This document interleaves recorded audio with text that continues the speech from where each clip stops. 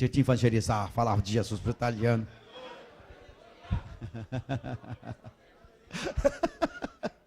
Eu estou lá preocupado com isso. O negócio é adorar e exaltar e bendizer o nome do Senhor Jesus Cristo. Tivemos outro lugar chamado San Genésio, lá depois de Rímini, e nós resolvemos fazer um evangelismo numa cidade onde nunca foi evangelizada, e nós ganhamos um italiano para Jesus, inclusive hoje até casado com a minha prima. Bom, se você estava interessado na minha prima, deu tudo certo, porque hoje ele é crente, certo? Deu tudo certo. Os italianos gostam de brasileiros, eles são fascinados pelas brasileiras, né? Deus usa esse negócio, viu? E eles começam a gostar da brasileira, só que a brasileira é temente a Deus, né?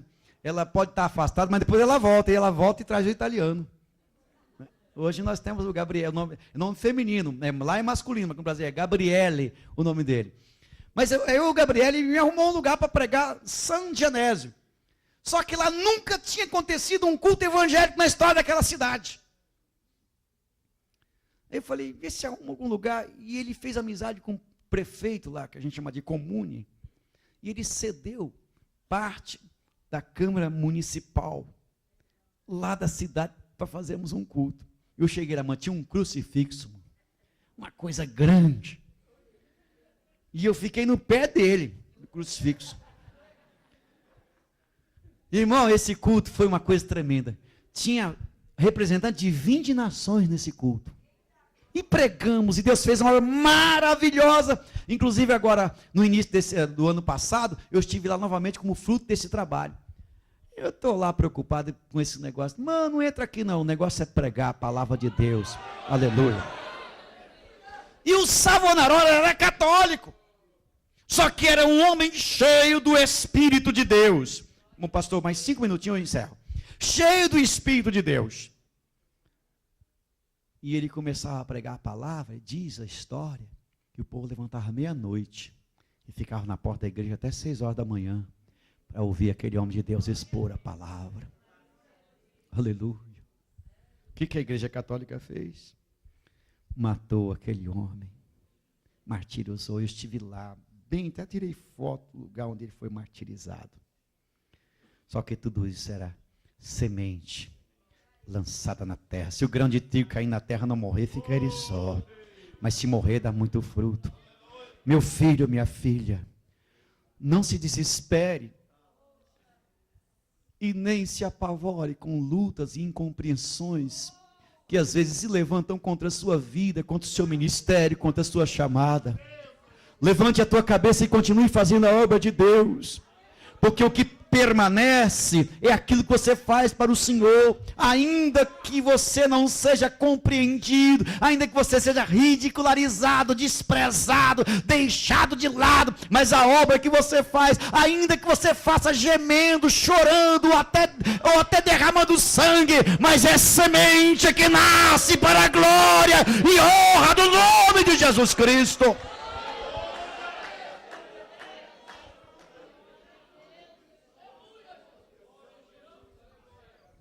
Martim Lutero afixou as 95 teses.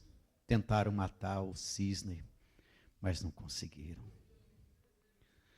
Depois de Lutero, surgiu um homem. Melanchthon era praticamente o teólogo de Lutero. Mas depois veio um homem chamado Ulrico Zwinglio. Muitos falam do Calvino. O Calvino, mas o Zwinglio, lá da Suíça, foi o homem que influenciou Calvino.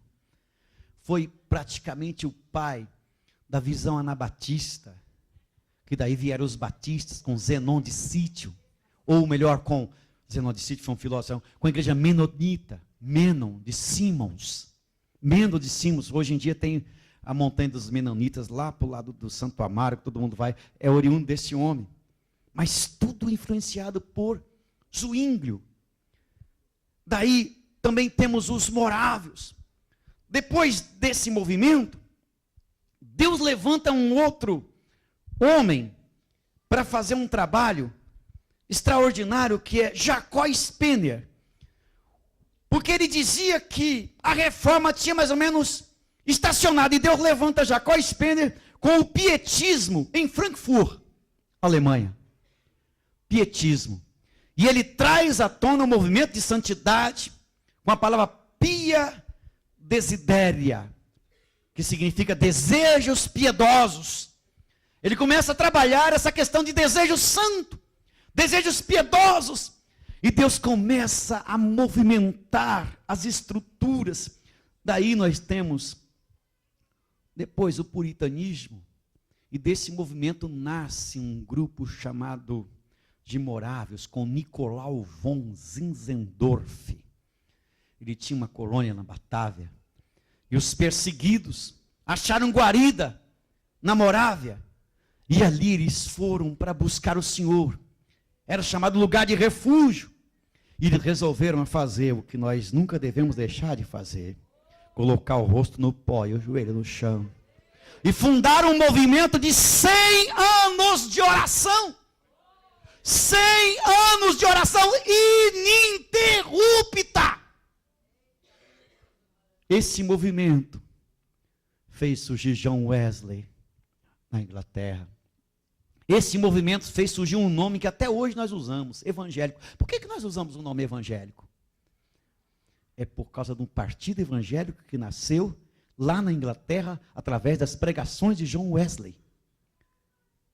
Esse cristão, se você fizer uma pesquisa dos nomes que nós tivemos no decorrer dos tempos, nós ficamos assustados. No Rio de Janeiro, é os bíblias. Aqui é os crentes, os fanáticos, mas os evangélicos. E o movimento vai se desencadeando. Passa por John Wesley, Carlos Wesley, que era o cantor do Senhor, um homem com uma música que quando ele cantava, vidas se inclinavam diante do Senhor, homens cheios do Espírito Santo. Carlos Finney sai desse movimento e vai se desenrolando o movimento até chegar em 1900, quando um grupo de cristãos começa a pensar o que é que Deus tem para este século, qual é a novidade de Deus para o século. E um homem chamado Seymour, juntamente com outros, começam a orar. Depois eles fundam uma escola chamada Betel, para estudar sistematicamente a palavra de Deus e saber o que é que Deus tem para o novo século.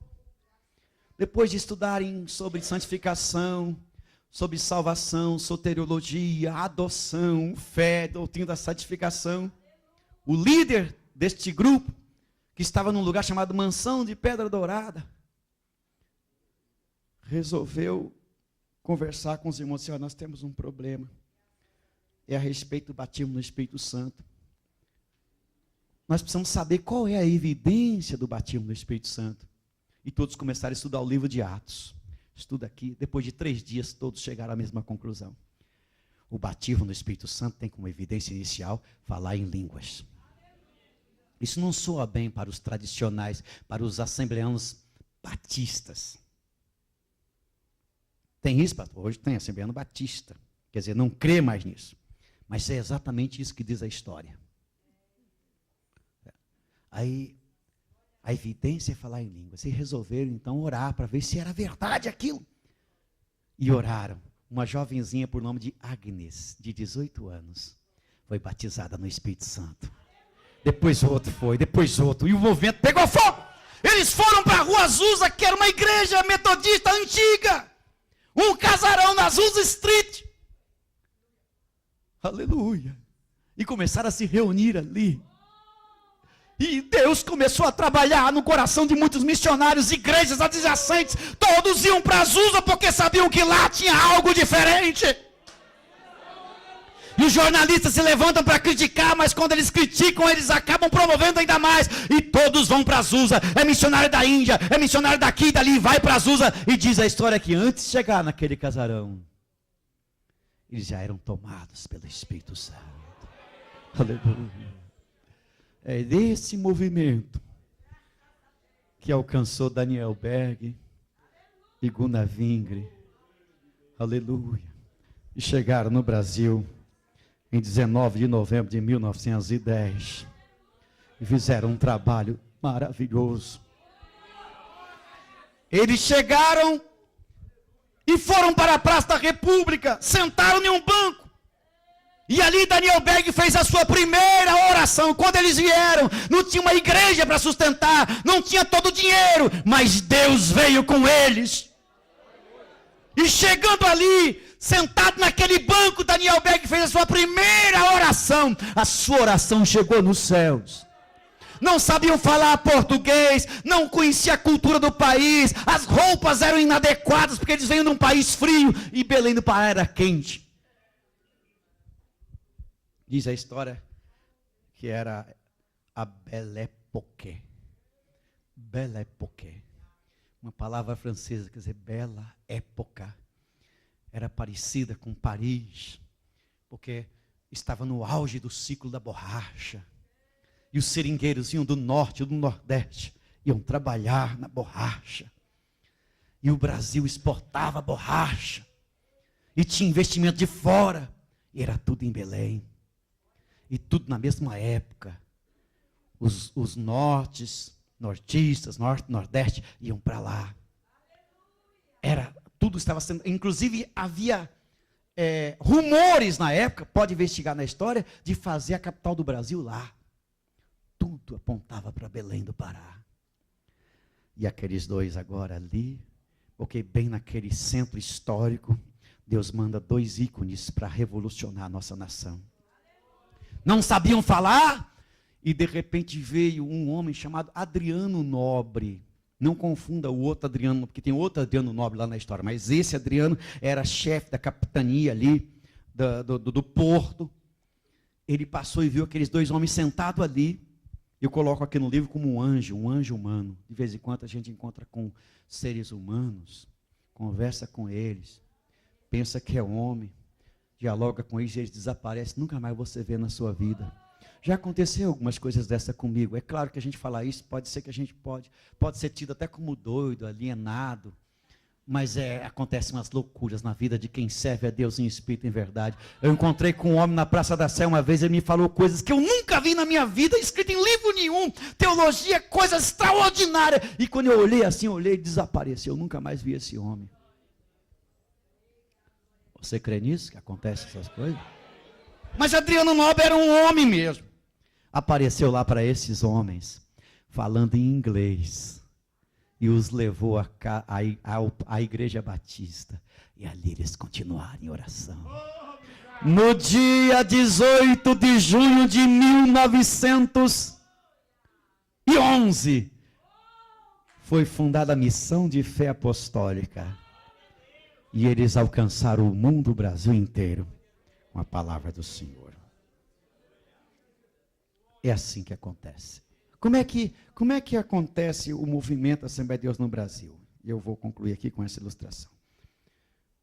Uma criança foi na escola dominical, e nessa escola dominical sempre uma professora passava ali para contar uma história da Bíblia, e ela gostava de começar a sua conversa com uma pergunta. Alguém de vocês sabe aqui onde fica?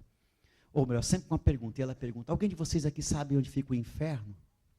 De repente um garotinho lá atrás levanta a mão e diz, eu sei, professora. Você sabe? E onde é que fica o inferno? Lá em casa. Professor, não tem condições de você dizer que o inferno é a sua casa? Não, professor, meu pai é embriagado, meu pai é bêbado, chega em casa, bate na gente, quebra tudo dentro de casa, os vizinhos andam dizendo que minha casa é o inferno, minha casa é o inferno. Não teve jeito de tirar isso do coração daquela criança. Passaram-se uns meses, a professora foi escalada para a mesma classe, e a criança estava lá, ela era perseverante. Aí a professora olhou, viu a criança sentada lá, um adolescente. Disse, hoje eu pego esse garoto, vou fazer a pergunta totalmente diferente. Aí ela começa a aula. Alguém de vocês aqui sabe onde fica o céu? Silêncio na sala. De repente o garoto que falou que a casa era o inferno levanta e disse, eu sei, professora. Disse, o quê? E onde é que fica o céu? Eu disse, lá em casa. Você não tem condições. Afinal de contas, sua casa é o céu ou o inferno? Professora, deixa eu explicar. A minha casa era o inferno. Meu pai era ébrio, batia na gente, quebrava tudo. Mas uns 2 meses atrás, chegou um casal de missionário, tocou a campainha. Começou a falar que Jesus salva, Jesus cura, Jesus batiza no Espírito Santo, Jesus transforma, leva para o céu. Minha mãe abriu a porta e meus irmãos aceitaram Jesus, minha mãe aceitou Jesus, meu pai foi chegando, aceitou Jesus. E à medida que eles falavam do céu, o inferno de Jesus, o inferno ia sair do céu e ia entrando. A minha casa era o inferno, mas agora é o céu. É assim que a Assembleia de Deus trabalha no Brasil. Deus abençoe a sua vida em nome de Jesus.